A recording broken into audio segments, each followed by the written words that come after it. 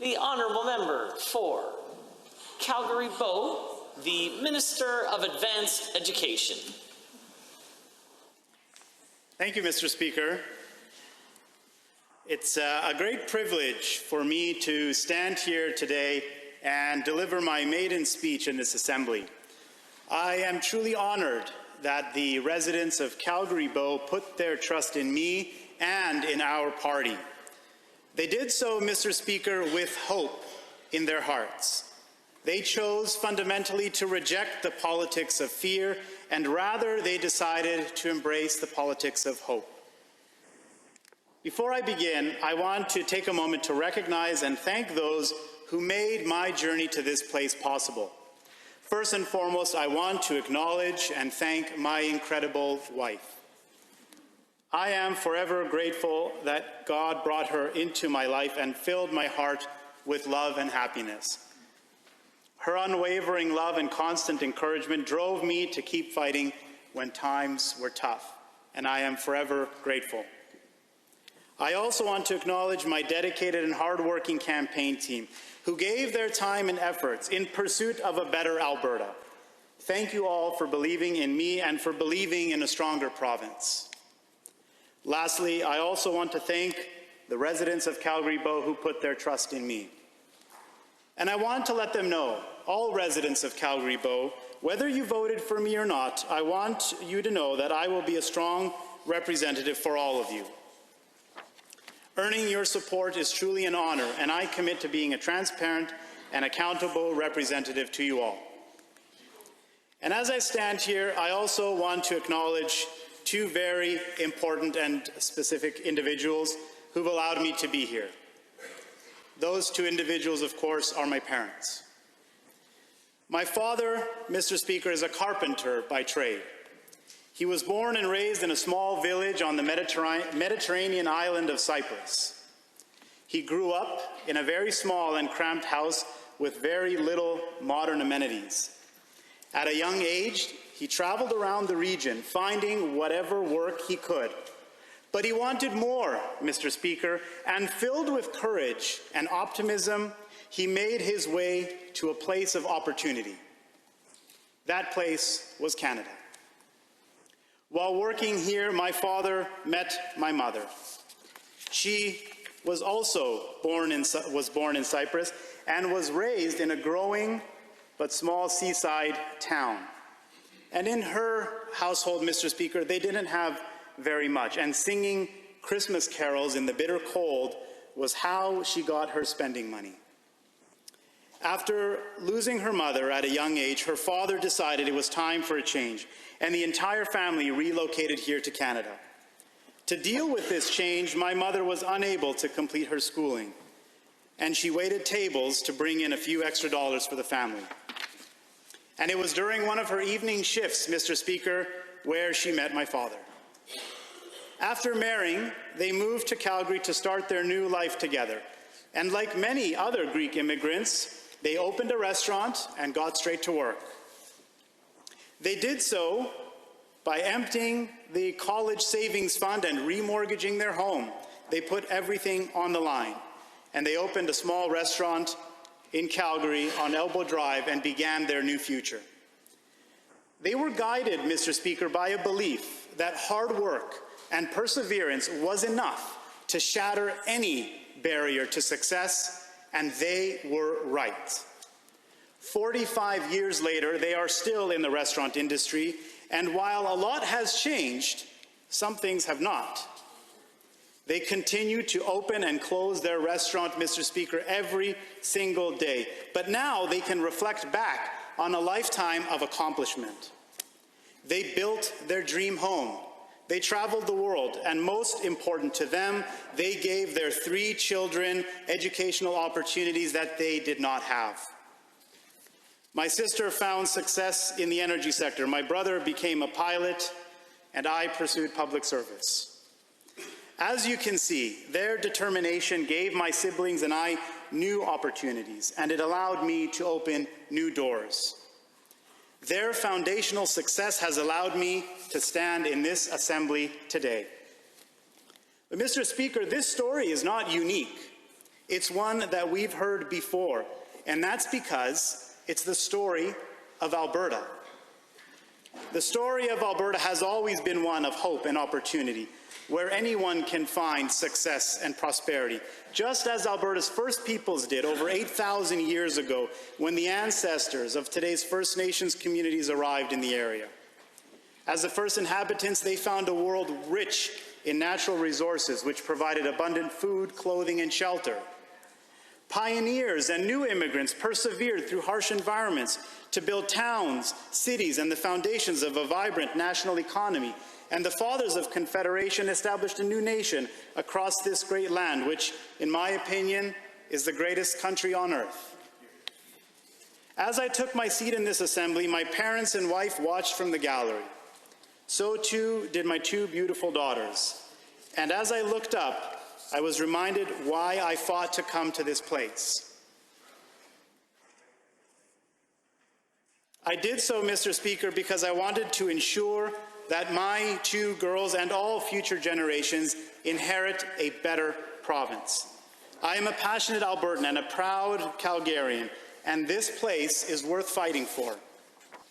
Mr. Speaker, I've had the fortune of traveling around the world and visiting places like Cambodia, Japan, South Africa, London, Austria, Thailand, and more, and I can say without reservation that Alberta is the best place on earth.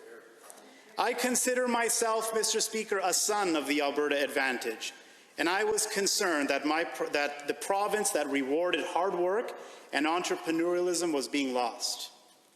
I never planned on running for office, Mr. Speaker. I was preoccupied with advancing my career, being a good dad and a loving husband, but like many Albertans, I began to see my neighbors lose their jobs.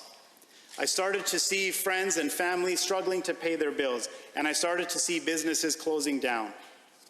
I knew it was time to take action, and that's when I decided to run.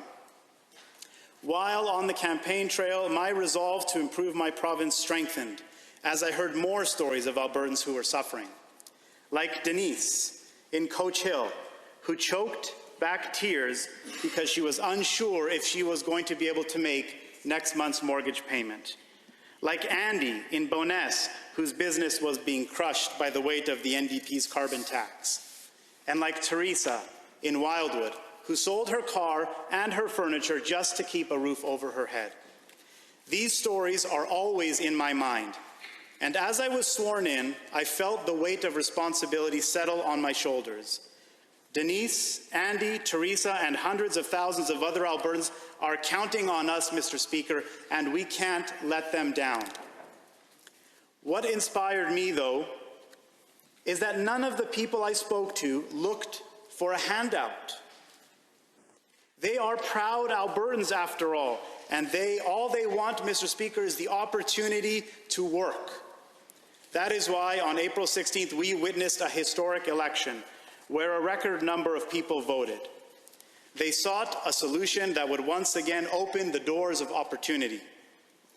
On April 16th, they put their trust in our United Conservative Party, and I am incredibly humbled for the trust that has been given to my colleagues and I. They also chose, Mr. Speaker, a bold and ambitious man to open the doors of opportunity again, and that man is Jason Kenney. And I am proud to stand with him in creating a better province. A better province is one without a carbon tax, because a single mom should not be punished for driving her kids to school. Pensioners should not be forced to buy less groceries, and hard-working Alberta families should not pay more to heat their homes in the dead of winter. A better province is one where a strong economy helps get Albertans back to work. Unemployment is not just a statistical figure.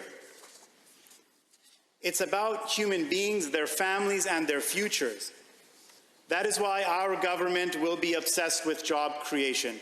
We will fight to give Albertans the dignity of meaningful work, and with that bring hope, prosperity, and happiness to the hundreds of thousands of unemployed Albertans. A better province, Mr. Speaker, is one where a better healthcare system is possible. Too many Albertans are suffering, in pain, as their condition deteriorates and while they wait for treatment. And that is simply unacceptable. Colleagues, as we begin our work to create a better province, we must do so with humility. We must reject the politics of fear and embrace the politics of hope. As United Conservatives, we don't care who you love or what God you worship. We care about how hard you will work and how you will help contribute to a stronger Alberta. Together, we can renew Alberta as a place of hope and opportunity.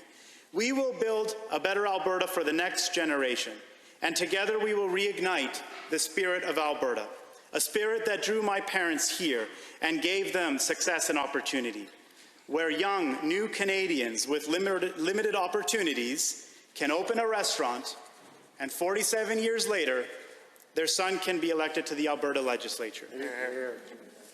Mr. Speaker, Albertans deserve the opportunity to create a better future for themselves, and I will dedicate my efforts in this Assembly to ensure all Albertans have the same opportunities my parents had. Thank you very much.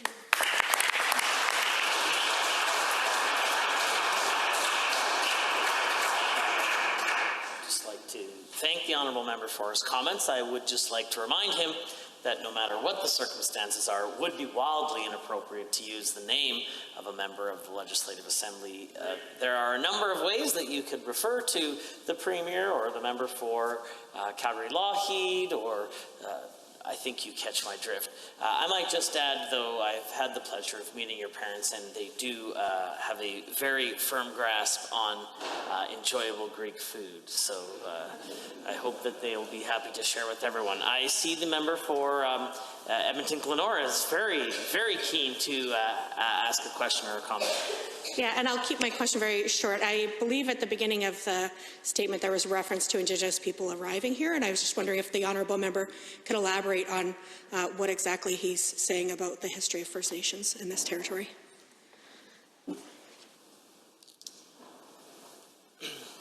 the honourable member like to comment? Or? Sure. My comment is recognizing that Alberta has always been a place of hope and opportunity, and that recognizing all different peoples who have made Alberta home and have chosen Alberta as their place of residence, and all those who have come before, including the first inhabitants and the first peoples of this land, that they were successful in finding hope and prosperity in a variety of different ways. So my comment is just recognizing that going back 8,000 years and recognizing the long history of this province, all people have enjoyed opportunities for prosperity and success in one way or another. Right. Thank you to the honourable member. I believe the member for Calgary-Curry has a question. Oh, no. Oh, my apologies. The member for the Minister for Status of Women and Multiculturalism. Thank you very much, Mr. Speaker. I just wanted, through you, to mention to the member how much the words that he spoke about the people that he met, about what was happening with our economy, the impacts on them as having been elected to the official opposition in the past and having had the privilege of having an office and meeting with people consistently, the things that we heard in our offices were heartbreaking. Many, many people walking into our offices, Mr. Speaker, telling of hardship and the difficulties of how it was that they were going to be able to continue to take care of their families, to choose sometimes between feeding their families and heat, to choose between whether to keep the family farm or to sell it off in order to be able to downsize because they're not able to keep things going because of policy decisions. I was wondering if the member could elaborate on some of the discussions that he had with respect to the incredible Albertans he met out on the doorsteps, and maybe just elaborate a little bit more on some of those stories, because I think it impacts all of us very deeply here. The honourable member for Calgary-Bow, the Minister of Advanced Education. Thank you, Mr. Speaker. There were, apart from the three individuals that I made specific reference to, there were countless stories of individuals who were struggling to pay their bills and struggling to make ends meet. And as I mentioned, it gave me continued resolve because there's the strong realization that what we do here has significant impacts on people's lives. And as I mentioned, the thing that really stood out the most for me was the fact that nobody was really asking for a handout. Nobody was looking for something to be provided to them. The only thing that they were looking for was an opportunity to put their skill set to work. I didn't mention them in my statement, but my immediate neighbor has been out of work for about 4 years and is unsure what the future will hold for him. He put his house on the market as a last-ditch effort, and after 90 days, didn't get a single offer, had to take it off the market, and he's really unsure of what the future is going to hold for him. My other neighbors had to move back to Nova Scotia and leave the province entirely, and it's truly been a challenging time. And I again recognize and keep those thoughts and keep those stories at the forefront as much as possible. We have an opportunity to improve the situation for hundreds of thousands of Albertans. And we have to always remember that, and we have to always be guided by that recollection that the decisions that we make here can have a very meaningful impact on the future of people's lives.